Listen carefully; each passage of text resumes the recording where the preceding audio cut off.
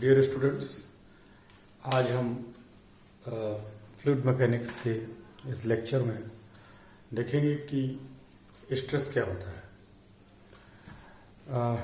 पिछले लेक्चर में आप लोगों ने फ्लूइड क्या होता है, फ्लूइड की प्रॉपर्टीज़, इनके बारे में जाना था।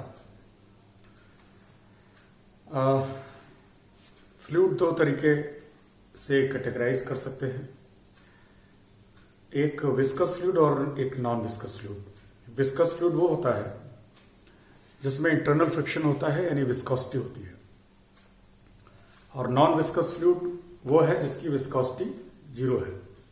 वास्तव में कोई नॉन विस्कस फ्लूइड होता नहीं है। कोई भी फ्लूइड होगा, चाहे वो गैस ही क्यों ना हो, कुछ ना कुछ उसके अंदर विस्कोसिटी जरूर रहेगी, लेकिन गैसेस की विस्कोसिटी हम नेग्लिजिबल मान करके उसे नॉन विस्कस फ्लूइड में रखते हैं कॉमन टेम्परेचर और प्रेशर पे। गैस को हम नॉन विस्कस फ्लूइड में रखते हैं और लिक्विड को विस्कस फ्लूइड में रखते हैं। तो नॉन विस्कस फ्लूइड में जो फोर्सेस लगते हैं, या किसी भी फ्लूइड पर जो फोर्सेस लगते हैं, उनको दो कैटेगरी में हम बांट सकते हैं। एक तो बॉडी फोर्स जैसे ग्रेविटी का फोर्स, इलेक्ट्रोमैग्नेटिक फोर्स, ये जो फोर्सेस हैं ये बॉडी फोर्स है, और ये फ्लूइड के मास पे डिपेंड करते हैं। मास ज़्यादा होगा तो ये फोर्स ज़्यादा होगा, मास कम होगा तो ये फोर्स कम होगा, इसलिए इनको बॉडी फोर्स कहते हैं। इसके अलावा सरफेस फोर्सेस होते हैं। सरफेस फोर्स वो हैं जो फ्लूइड के सरफेस पर एक्ट करते हैं। सरफेस का मतलब ये नहीं कि कहीं पे फ्लूइड भरा हुआ है तो उसके आउटर सरफेस पे ही लगेगा, ऐसा नहीं। फ्लूइड के अंदर भी अगर लेयर्स हैं तो वो किसी लेयर के सरफेस पर वो फोर्स एक्ट कर सकता है। तो फ्लूइड के अंदर भी कोई काल्पनिक सरफेस अगर लें तो उस पर भी ये सरफेस फोर्स एक्ट करेंगे। और ये जो फोर्सेस हैं ये फ्लूइड की मात्रा कितनी है इस पर डिपेंड नहीं करते, यानी कि मास कितना है उस पर डिपेंड नहीं करते। ये सिर्फ और सिर्फ सरफेस पर एक्ट करते हैं, तो जो सरफेस का एरिया होगा उस पर डिपेंड करेंगे। इसमें प्रेशर का फोर्स है, तो प्रेशर का फोर्स एक सरफेस फोर्स है। ये फ्लूइड के सरफेस पर ही एक्ट करेगा, और इसे फोर्स पर यूनिट एरिया इसकी यूनिट है, इसको ऐसे मेजर किया जाएगा। स्ट्रेस क्या होता है?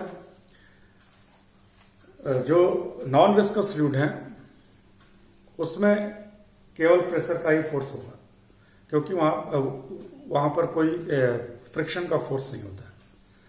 लेकिन विस्कोसिटी अगर है फ्लूइड में तो उसके अंदर इंटरनल फ्रिक्शन भी होगा, यानी जब फ्लूइड की दो लेयर्स मूव करेंगी तो एक लेयर दूसरे लेयर पर फ्रिक्शन क्रिएट करेगी, और ये जो फ्रिक्शन का फोर्स है ये भी सरफेस फोर्स ही होगा। तो जब फ्लूइड विस्कस होगा तो उसमें एक एक्स्ट्रा फोर्स सरफेस का, प्रेशर के अलावा फ्रिक्शन का फोर्स एक्ट करेगा, और फ्रिक्शन का फोर्स ऑब्वियसली टेंजेंशियल होगा, यानी कि अगर कोई फ्लूइड मूव कर रहा है तो ये सरफेस के टेंजेंट की डायरेक्शन में एक्ट करेगा, जिधर फ्लूइड मूव कर रहा है उसके अपोजिट डायरेक्शन में। मान लीजिए ये फ्लूइड की दो लेयर्स हैं, और जब फ्लूइड मूव करेगा तो मान लीजिए फ्लूइड ऐसे मूव कर रहा है, इस डायरेक्शन में ये लेयर मूव कर रही है, तो जब ये इधर चलेगी तो फ्रिक्शन का फोर्स तो अपोजिट ही लगेगा और सरफेस पर एक्ट करेगा। जो लेयर्स कांटेक्ट में है उनके सरफेस पर डिपेंड करेगा। तो इस तरीके से यहां पर विस्कस फ्लूइड के केस में जो सरफेस फोर्स है उसमें प्रेशर भी है, और इसके अलावा फ्रिक्शन का फोर्स है जो कि टेंजेंशियली एक्ट करेगा। यह बात ध्यान रखने की है कि जब फ्लूइड मूव नहीं कर रहा होगा तो भले फ्लूइड विस्कस हो, उसमें कोई फ्रिक्शन फोर्स नहीं होगा, और ऐसी स्थिति में केवल प्रेशर का ही फोर्स होगा। तो जब फ्लूइड मूव नहीं कर रहा होगा तो जो यहां पर सरफेस का फोर्स है वो मात्र प्रेशर का फोर्स है। तो स्ट्रेस देखिए क्या होता है।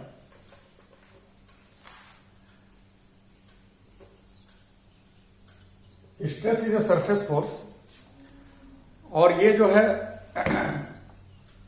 विस्कस फ्लूइड के केस में इसका मीनिंग है, अदरवाइज इसका कोई मीनिंग नहीं है। ये एक सरफेस फोर्स है जो कि विस्कस फ्लूइड के सरफेस पर एक्ट करता है। मान लीजिए कि कोई फ्लूइड है और उस फ्लूइड के अंदर हमने एक सरफेस ले लिया, मान लीजिए सरफेस हमने ले लिया, तो इस सरफेस पर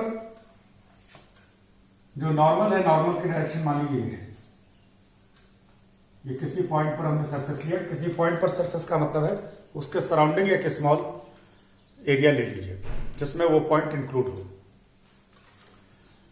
इस पॉइंट पर हमने एक सरफेस लिया और उस पर नॉर्मल जो है मान लिया इस डायरेक्शन में। इस सरफेस के ऊपर, इस फ्लूइड सरफेस के ऊपर मान लीजिए जो फोर्स लग रहा है वो इस डायरेक्शन में है, वो F है। अब ये फोर्स जो है जरूरी नहीं नॉर्मल की डायरेक्शन में हो, जबकि प्रेशर का फोर्स हमेशा नॉर्मल की डायरेक्शन में एक्ट करता है सरफेस पे, और इनवर्ड होता है, अंदर की तरफ होता है। यानी अगर ये सरफेस है तो जो प्रेशर का फोर्स होगा वो अंदर की तरफ नॉर्मल की डायरेक्शन में एक्ट करेगा। लेकिन हम इन जनरल जो हमने ये फ्लूइड लिया है, ये फ्लूइड विस्कस फ्लूइड है और इसके अंदर हमने एक सरफेस लिया है। तो उस सरफेस पे हमने माना कि जो सरफेस फोर्स है इस एरिया पर, जिसका हमने इस सरफेस एरिया मान लीजिए डेल्टा एस है इसका, और यहां पर जो फोर्स लग रहा है वो मान लीजिए डेल्टा एफ है, डेल्टा एफ है, सपोज दिस। तो यहां पर जो फोर्स पर यूनिट एरिया है, फोर्स पर यूनिट एरिया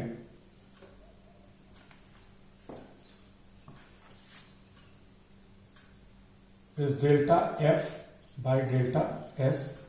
और अगर हम पॉइंट पी पे लेंगे, ये पॉइंट पी ले लीजिए,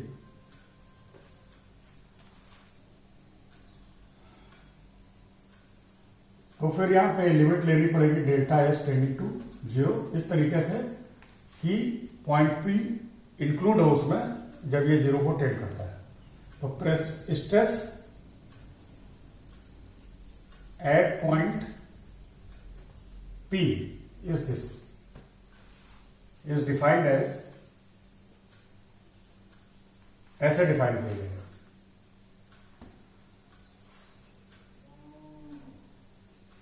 तो stress is a force per unit area. अब यहां पर देखिए, अगर फ्लूइड विस्कस ना हो तो जो इस पे सरफेस फोर्स लगेगा वो केवल प्रेशर का फोर्स लगेगा और वो नॉर्मल की डायरेक्शन में होगा। लेकिन अगर फ्लूइड विस्कस है और मूविंग है, मूविंग फ्लूइड है, तो इसमें एक फ्रिक्शन का फोर्स होगा। तो फ्रिक्शन का फोर्स सरफेस के टेंजेंशियल होगा, टेंजेंट की डायरेक्शन में, और जो प्रेशर का फोर्स है वो नॉर्मल होगा। तो नॉर्मल फोर्स प्रेशर और फ्रिक्शन का फोर्स टेंजेंशियल, ये इनका जो रिजल्टेंट फोर्स है वो मान लीजिए F है। तो force per unit area is this, that is called the stress. तो स्ट्रेस में ध्यान रखिएगा, स्ट्रेस एक सरफेस फोर्स है और स्ट्रेस में प्रेशर का फोर्स और फ्रिक्शन का फोर्स दोनों शामिल है। यानी जिस फोर्स से स्ट्रेस हमने बना है उस फोर्स में प्रेशर का फोर्स और फ्रिक्शन का फोर्स दोनों शामिल है, और ये विस्कस फ्लूइड के लिए है। अगर फ्लूइड विस्कस नहीं होगा तो फिर ये जो फोर्स है ये केवल प्रेशर का ही फोर्स होगा। जिस भी फोर्स से प्रेशर बनता है वही फोर्स होगा, और ये जो स्ट्रेस है वो प्रेशर में ही कन्वर्ट हो जाएगा। इसके अलावा अगर फ्लूइड विस्कस है और फ्लूइड स्टेशनरी है, ठहरा हुआ है, रुका हुआ है, मूव नहीं कर रहा है, तो ऐसी स्थिति में भी फ्रिक्शन का फोर्स 0 होगा और ये जो स्ट्रेस है वो प्रेशर में ही रिड्यूस हो जाएगा। अब यहां पर हम एक बात बताना चाहते हैं कि ये जो स्ट्रेस है जिसको हमने इस तरीके से सिंपली पी लिखा है, इसमें हम दो सफिक्स यूज करते हैं इसके नोटेशन के लिए। एक तो एन और एक दूसरी जो है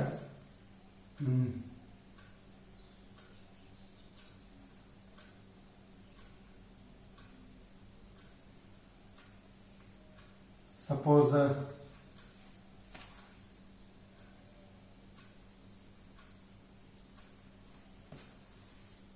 एम,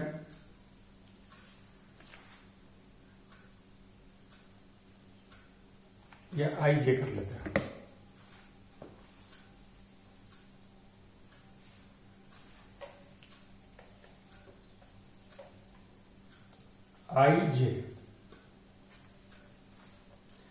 आई जे का मतलब ये है, ये जो स्ट्रेस है इसमें सफिक्स आई जे क्या डिनोट करता है? आई डिनोट करता है सरफेस की डायरेक्शन। सरफेस की डायरेक्शन उस पर नॉर्मल की ही डायरेक्शन होती है। तो पहला जो सफिक्स है वो सरफेस की डायरेक्शन को डिनोट करेगा जिस पर हमने स्ट्रेस लिया है, और दूसरा जो सफिक्स है जे वो फोर्स की डायरेक्शन को डिनोट करेगा। जब स्ट्रेस हम कैलकुलेट करते हैं तो यहां पर दो डायरेक्शन है, एक तो सरफेस की खुद और दूसरी फोर्स की। तो पहला सफिक्स सरफेस की डायरेक्शन, दूसरा फोर्स की डायरेक्शन को डिनोट करता है। तो पी आई जे में I is the direction of normal and J is the direction of force, जो भी है। तो ये तो हो गया आपका स्ट्रेस। अब हम जो ये दो डायरेक्शंस हैं नॉर्मल की और फोर्स की, यानी सरफेस की और फोर्स की, तो इनको हम कार्टेशियन कोऑर्डिनेट्स में तीन दिशाओं में विभाजित कर सकते हैं, x along x axis, y axis and z axis. इसके आधार पर इसके 9 कंपोनेंट बनेंगे स्ट्रेस के, उनको देखिए क्या होते हैं।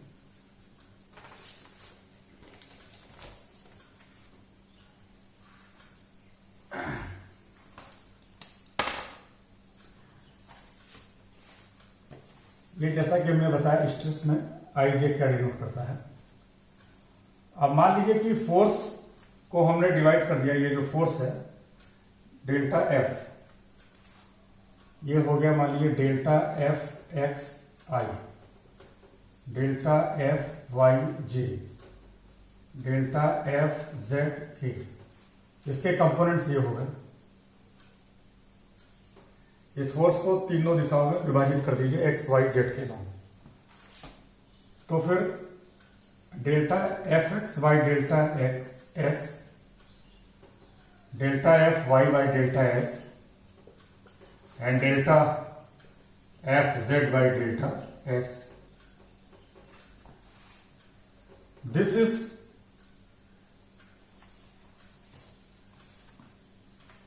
component of stress generated by the force along x axis। इसको हम लिखेंगे P, इसमें नॉर्मल की डायरेक्शन तो जो है वही है I, और अगर हम इसको लेते हैं सपोज P N ऐसे, यानी कि यहां नॉर्मल की डायरेक्शन तो लिखी हुई है, तो हम नॉर्मल की डायरेक्शन अगर एन ले,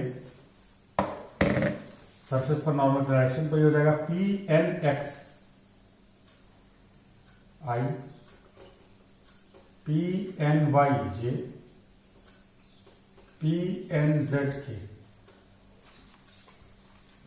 So this is equal to the stress on the surface on which n is the direction of normal is this।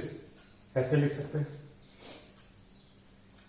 अब जो नॉर्मल की डायरेक्शन है उनको भी 3 पार्ट में डिवाइड कर सकते हैं, यानी ऐसा सरफेस जिस पर एक्स एक्सिस नॉर्मल हो, ऐसा सरफेस जिस पर वाई एक्सिस नॉर्मल हो, ऐसा सरफेस जिस पर जेड एक्सिस नॉर्मल हो। यानी ये जो सरफेस है इसके 3 ओरिएंटेशन हम ले सकते हैं इस तरीके से, जिस पर एक्स वाई और जेड एक्सिस नॉर्मल हो।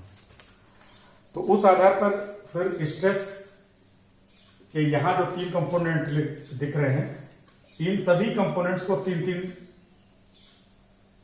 पार्ट में डिवाइड किया जा सकता है on the basis of the direction of the surface. तो टोटल 9 कंपोनेंट स्ट्रेस के मिलेंगे, वो देखिए।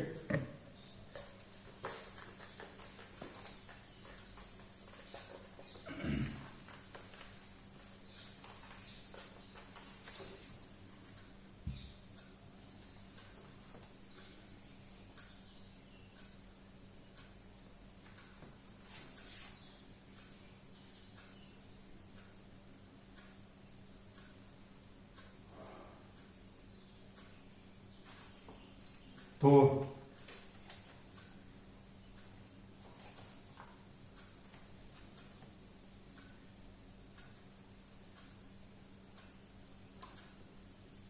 if we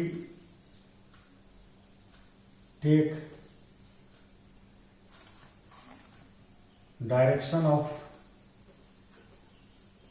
surface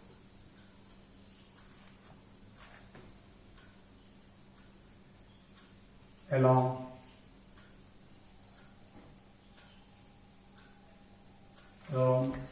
I, J and K, along I, J, K are the unit base vectors in Cartesian coordinate system. Then we have 9 components of stress such that इस तरीके से Pxx, Pxy, Pxz, इसमें क्या है, surface x axis के long है, यानी जो हमारा सरफेस है वो एक्स एक्सिस के लॉन्ग है, यानी इस पर नॉर्मल जो है एक्स एक्सिस का लॉन्ग, एक्स एक्सिस के लॉन्ग, और जो फोर्स है उसके तीनों कंपोनेंट हमने ले लिए एक्स वाई जेड के लॉन्ग, जो भी फोर्स बनेगा कंपोनेंट वो है। तो ये उस स्ट्रेस को डिनोट करता है जो कि कैसे बना है, ये उस सरफेस पर है जिस पर नॉर्मल एक्स एक्सिस के लॉन्ग है, और इस पर जो फोर्स है उसकी डायरेक्शन भी एक्स एक्सिस के लॉन्ग ही है, यानी फोर्स भी इसी दिशा में मिलेगा, जो भी है फोर्स एफ, मान लीजिए एफ एक्स है, फोर्स भी इस डायरेक्शन में। ये कैसे मिला है, ये उस सरफेस से जनरेट हुआ है जिस पर नॉर्मल वाई एक्सिस के लॉन्ग है, और फोर्स भी वाई एक्सिस के लॉन्ग है, तो सॉरी इसका ओरिएंटेशन एक्स एक्सिस के लॉन्ग है, और फोर्स जो है यहां पर वाई एक्सिस के लॉन्ग है। इस फोर्स से जब ये फोर्स इस सरफेस पे लगेगा तो ये स्ट्रेस का कंपोनेंट मिलेगा। यहां पर इस सरफेस पर जो फोर्स जेड एक्सिस के लॉन्ग लगेगा तो उससे जो स्ट्रेस बनेगा वो ये है। इसी तरीके से ये कंपोनेंट्स क्या बताते हैं, ये वो कंपोनेंट्स है जो कैसे मिले हैं, जिसपे सरफेस वाई एक्सिस के लॉन्ग है और इस सरफेस पर लगने वाले फोर्स एक्स एक्सिस के लॉन्ग ये अगर है तो उससे ये कंपोनेंट मिलेगा, और वाई एक्सिस के लॉन्ग जो कंपोनेंट है उससे ये फोर्स मिलेगा, और इसका कंपोनेंट फोर्स का जो जेड एक्सिस के लॉन्ग है उससे ये मिलेगा।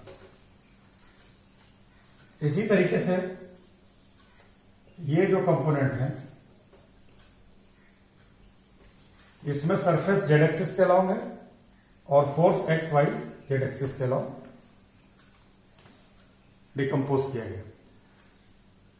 तो ये जो 9 कंपोनेंट जो है हमको स्ट्रेस के हो सकते हैं, ये 9 कंपोनेंट हो सकते हैं। जैसे हमें मालूम है किसी फोर्स या किसी वेक्टर के कार्टेशियन कोऑर्डिनेट सिस्टम में, मान लीजिए कोई फोर्स है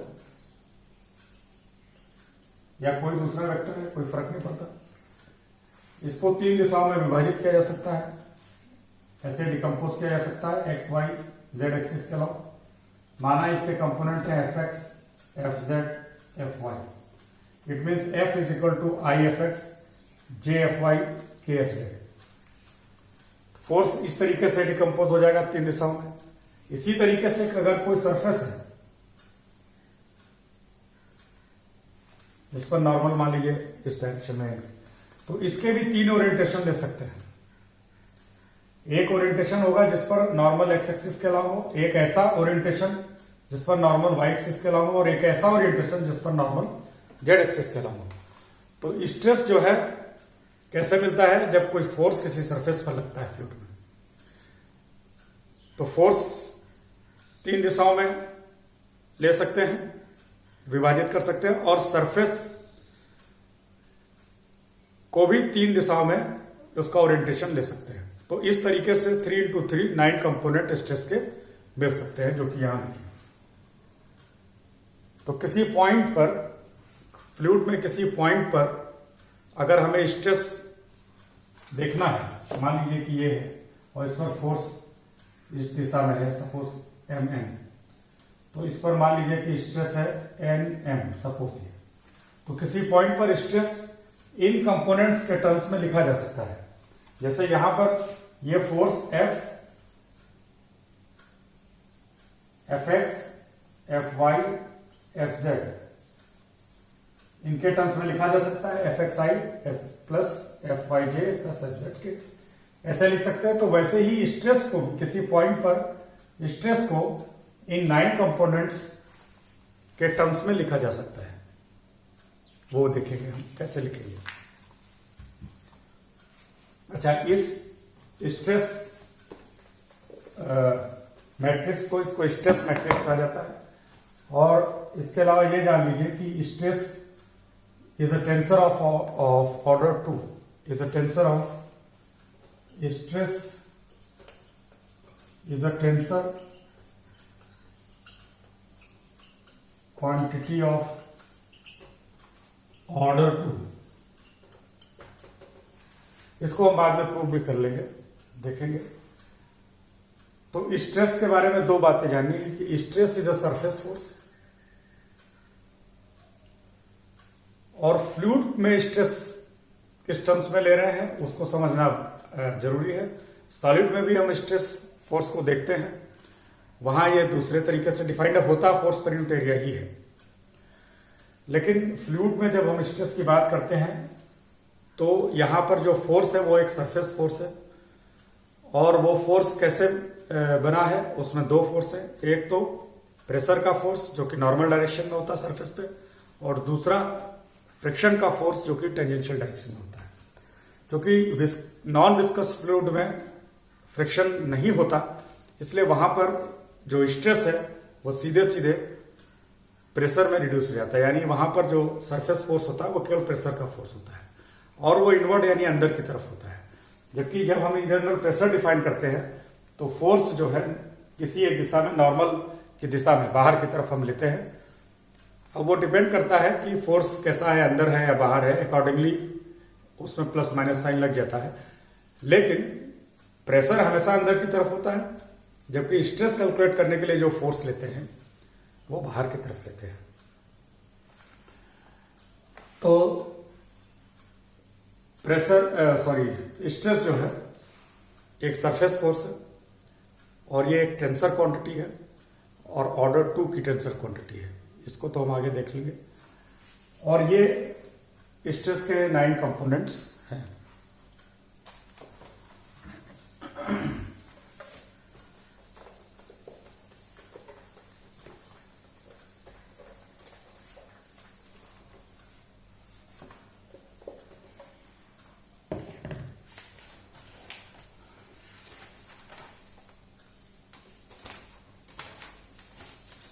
अब हम देखेंगे किसी भी पॉइंट पर, फ्लूइड के अंदर किसी पॉइंट पर स्ट्रेस को स्ट्रेस के 9 कंपोनेंट्स के टर्म्स में कैसे लिखेंगे।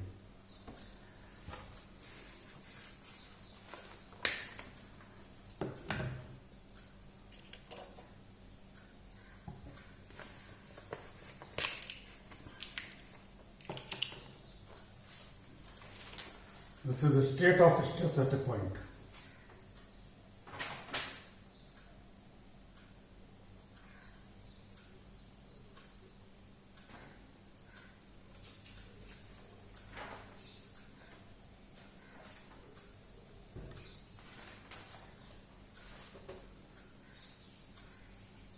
State of stress at a point. इसको हम अपने नेक्स्ट लेक्चर में देखेंगे।